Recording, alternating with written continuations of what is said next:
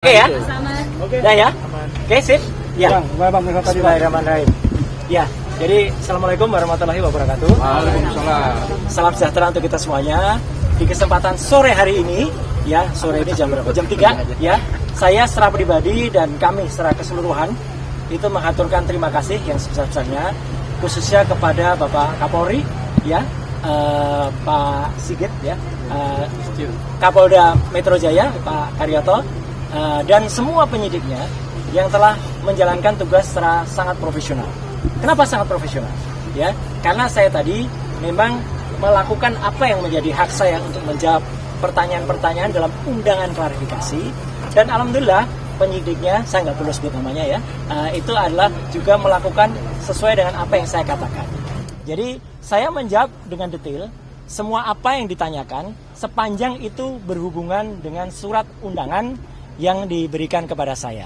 Ya, jadi artinya itulah makanya saya juga berharap ya agar polisi itu bisa presisi ya, jadi bisa profesional untuk melakukan tugas seperti ini. Jadi artinya kalau yang memang itu yang ada dalam surat undangan, ya itu yang kemudian ditanyakan, ya tidak menanyakan yang lain atau bahkan melebar ke hal yang lain. Jadi alhamdulillah ya saya tadi sudah menjawab dengan detail sampai sekitar 26 pertanyaan ya, dengan jumlah halaman sekitar 22 lebih ya, dan saya juga menyampaikan jawaban saya atas pertanyaan-pertanyaan pada laporan. Dan saya juga saya tadi juga sampaikan dalam jawaban ya, saya harap tugas profesional polisi itu persis sama yang dilakukan terhadap saudara pelapor ya.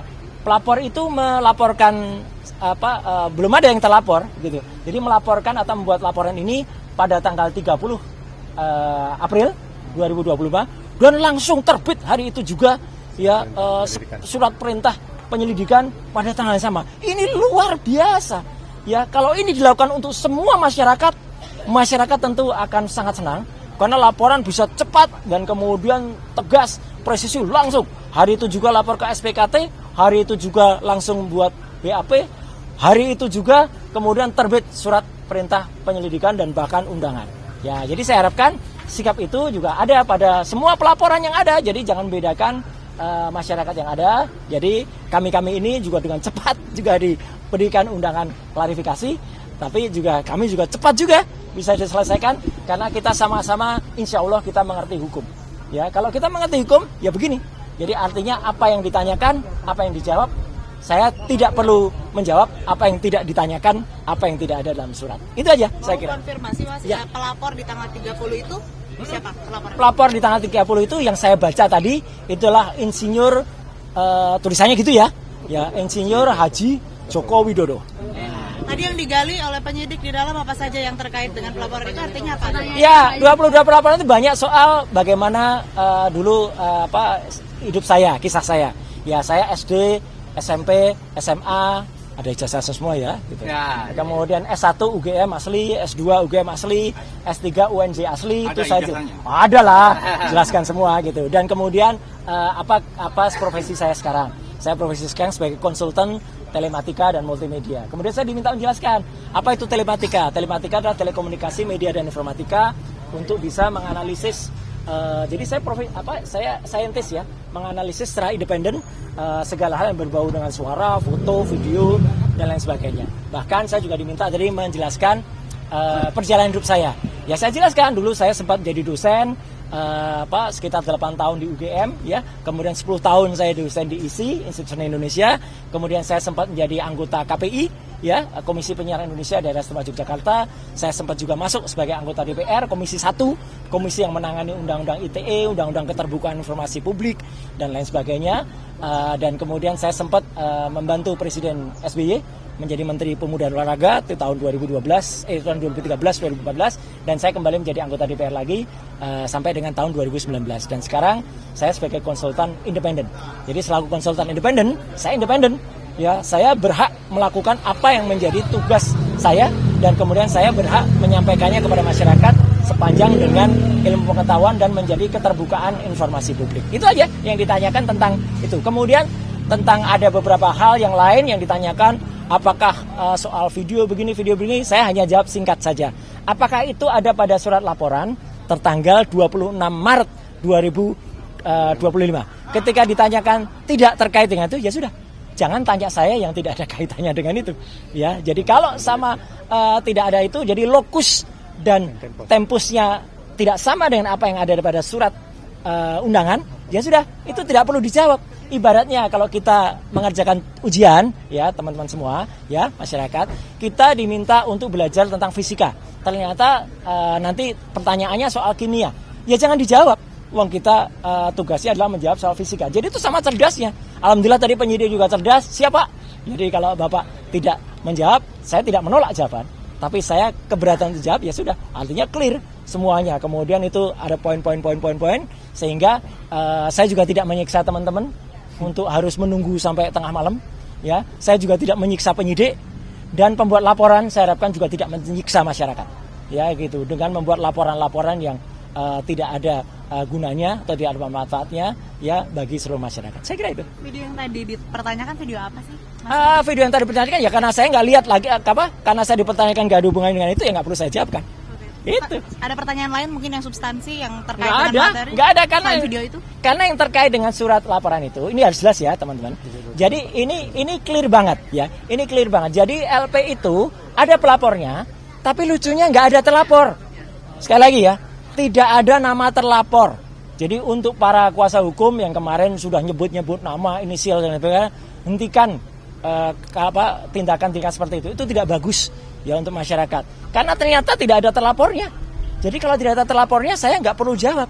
Karena kalau saya menjawab, jangan-jangan saya nanti jadi saksi. Kalau jadi saksi dan saudara yang terlapor itu adalah saksi saudara saya, ya saya nggak boleh jadi saksi. Atau misalnya yang terlapor itu adalah untuk pribadi. Loh, saya malah nggak boleh lagi itu untuk menjawab seperti itu. Daripada itu mubazir, ya lebih baik dari awal saya tanyakan terlapornya mana.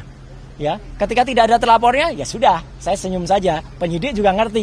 Ya Pak, nggak ada terlapornya, kita maksudnya. Nah, yang kedua adalah lokus dan tempusnya sudah jelas banget.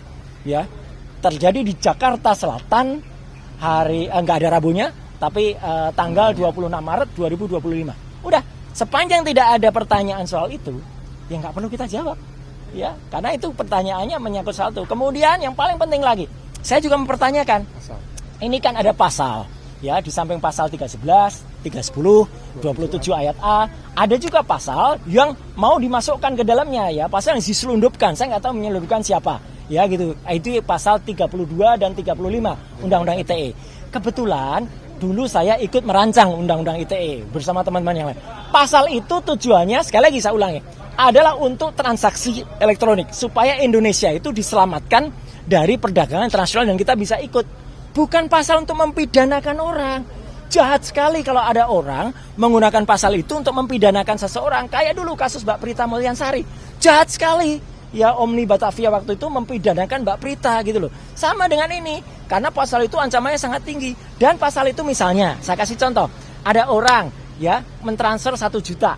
Kemudian dalam bukti transfernya saya ubah jadi 10 juta.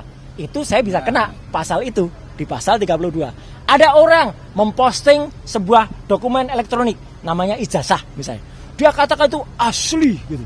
Padahal ternyata orang yang punya ijazah mengatakan saya nggak pernah mengeluarkan ijazah itu loh. Lah berarti yang memposting ijazah itu salah seorang kader dari partai itu. Kena pasal itu harusnya.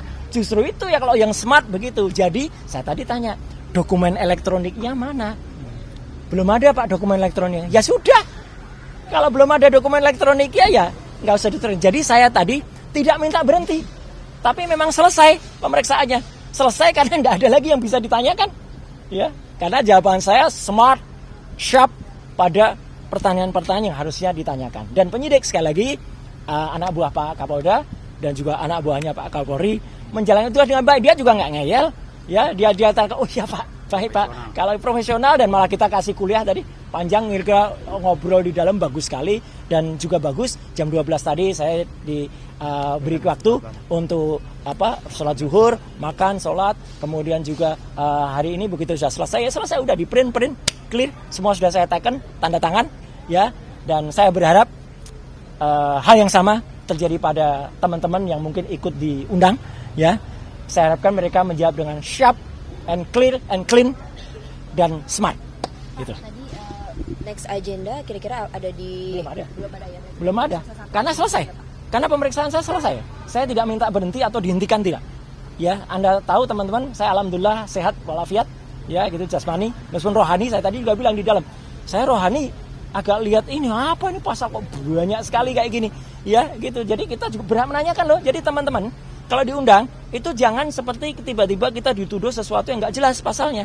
Pasalnya kita pertanyakan. Kebetulan pasal-pasal itu saya ikut membuat dulu. Saya jelaskan ini loh maksudnya begini. Di naskah akademiknya ini loh. Jadi harus ngerti pasal itu, bukan asal kemudian ada pasal ini dipakai untuk mempidanakan orang. Jangan sampai ya. Jangan kita malah justru memiliki mens rea atau niat kurang baik untuk mempidanakan orang. Hati-hati. Mas Roy, siapa lagi yang diperiksa? Masih ada Dokter Tifa di dalam. Dan moga-moga Dokter Tifa juga sama. Moga-moga bisa smart dan clear dan menjawab. Tapi ya kita berdoa saja. Dan moga-moga kalau ada teman-teman yang lain ya, saya berharap tidak banyak lagi yang harus buat apa ya Prof Egi dipanggil. ya dipanggil atau bahkan dibikin susah dengan ada laporan yang nggak jelas. Ya. Ini laporannya nggak jelas ini. Laporan kok nggak ada yang terlapor. Sekali lagi loh ya, bohong kalau dikatakan sudah ada terlapornya. Nggak ada. Dalam klarifikasi itu belum ada terlapornya. Ya, itu ya saya kira. Oke, terima kasih. Makasih teman-teman.